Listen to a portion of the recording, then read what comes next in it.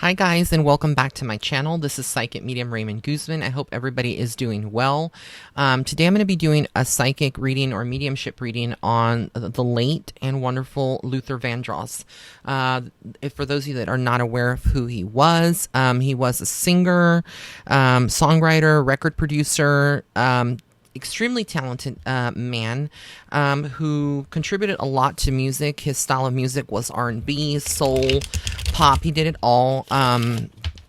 Just to say, for those of you that are not aware, he did a lot of collabs, but he was essentially, his voice was very unique. It set him apart from a lot of different people.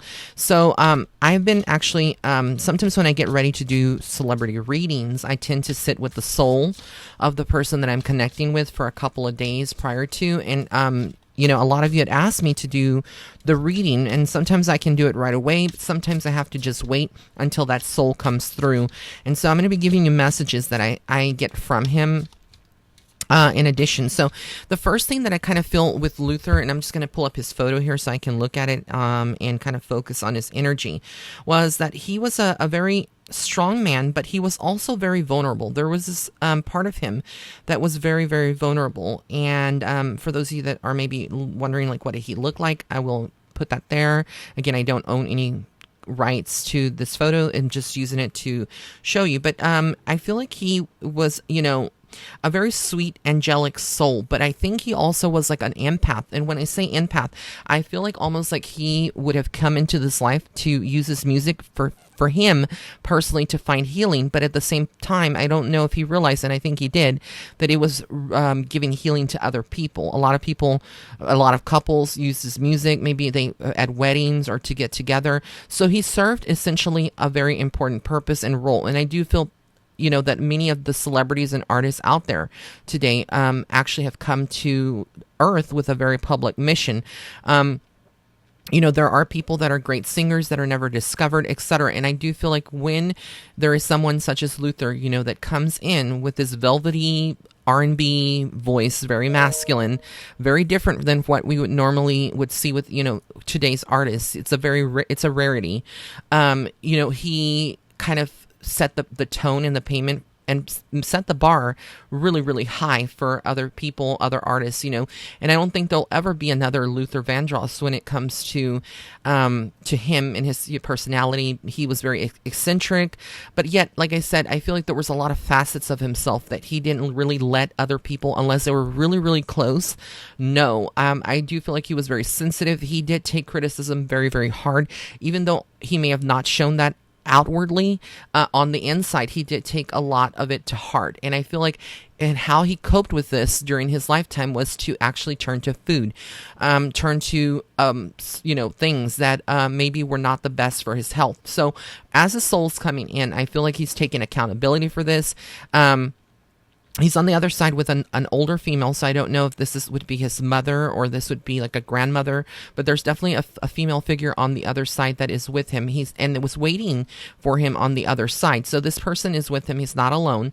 I actually do feel like when he passed, it was a thing almost like where he kind of knew that this was going to happen, but he didn't feel well the days prior up to leading to his passing. I feel like he did not feel well at all.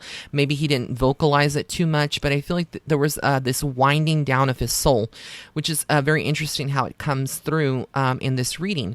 And I feel like, he dealt with a lot of nasty people, speculating people that were trying to invade his privacy of his sexuality, his sexual preference, and who he was as a person.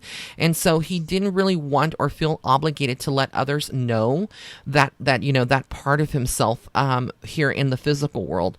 I also feel like there was important conversations that he would have shared with a confidant about his innermost feelings, and so there's this dichotomy when it comes to his soul of being misunderstood, being understood, and what he wanted, because I feel like there was strong attractions to the same sex, but also to the opposite sex. So I feel like he kind of was toggling and toggling between both worlds of sexuality and his divine femininity, because he operated more out of his divine femininity, which is what I say. It doesn't seem like that. If you look at him and his voice is very masculine. It's very, raw. It's very strong, and he did not look feminine on the outside, as far as I can tell, like for what I would see. Of course, he did wear makeup because, again, a lot of artists, and they're performing, nowadays that's a common thing. But I feel like for the most part, there was an inner struggle here with him, but he essentially wanted to do good and just kind of let people, know who he was. And I feel like he has left this earth very, very proud. He came here to complete what he needed to complete.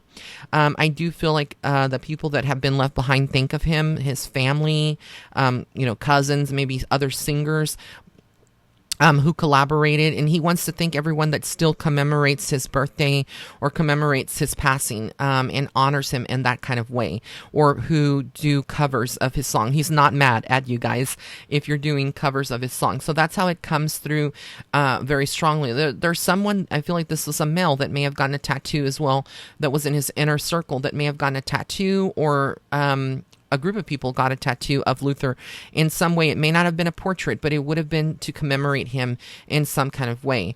And that's what I'm getting through very, very strongly. But he did suffer a lot here in the physical world. Like I said, it was very, very strong. When you put yourself out in the public eye, you're singing, you're producing, your life is scrutinized. And I feel like he was not immune to that. He wasn't necessarily, it wasn't something that he could just adapt to, no matter how many years he was in the business. It was something that really just took a toll on his soul. I also feel like there was collectibles that he collected. I don't know if he collected like specific like China sets, or like those different porcelain sets, but or like Oriental is what I kind of see, like Oriental designs. So I don't know if he had like a cupboard or somebody gave him a gift of that nature, but I actually see that because he's showing me like his in his home, like it was a very large table, and then I kind of see like a cabinet, and I see like things, but I don't know if it's in that dining room or it's another area of the house, but there was definitely a lot of china and different things that he would have had. I kind of feel like there was some kind of struggle with his assets when he passed that maybe only the family may know, and he wasn't too happy about that, but there was nothing that he could really do. For him, at the end of the day, he's saying that he learned very quickly, even though he did like the finer things, that money did not bring him the happiness that he thought it would bring. The fame did not bring him happiness that he thought it would bring him.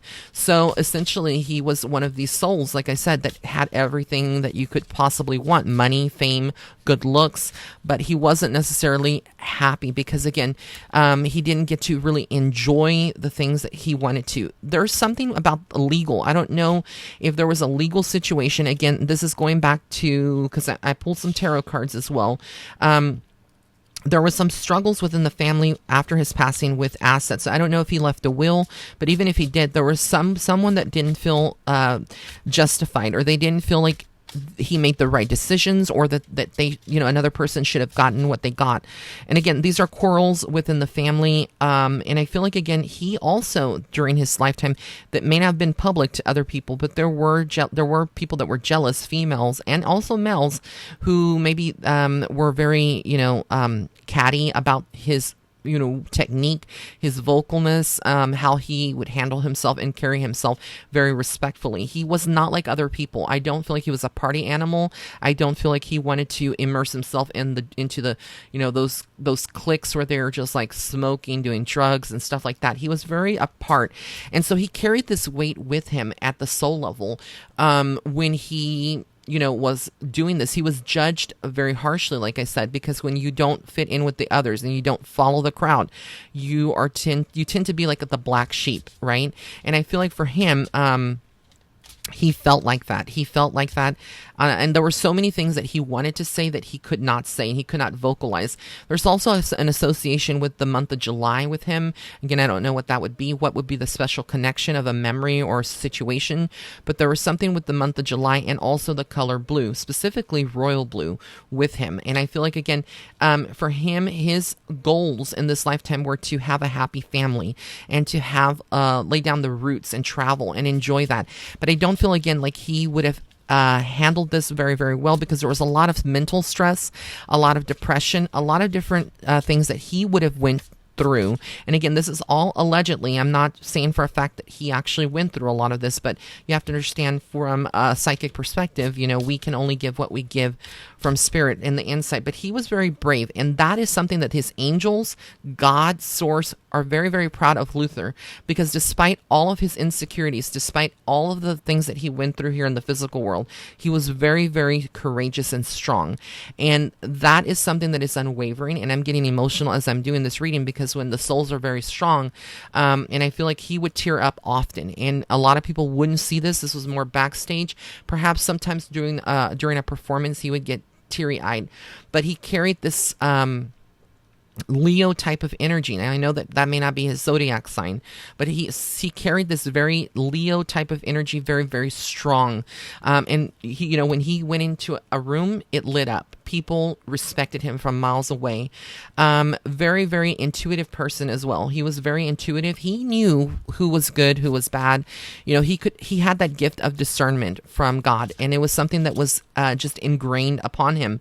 So there was this religious side as well, and I feel like the struggle between spirituality and religion with Luther, in general, I feel like he did struggle when it came to that. But he is happy on the other side. He is with a partner, as weird as this sound, because remember, we are not our age here in the physical world.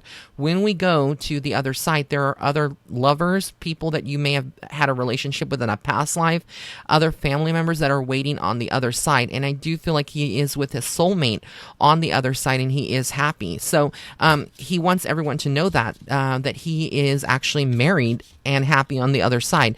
So I don't know what his situation was here in the physical world, but I feel a lot of sadness in the physical world when he was alive around his love life, a lot of conflict, a lot of trouble.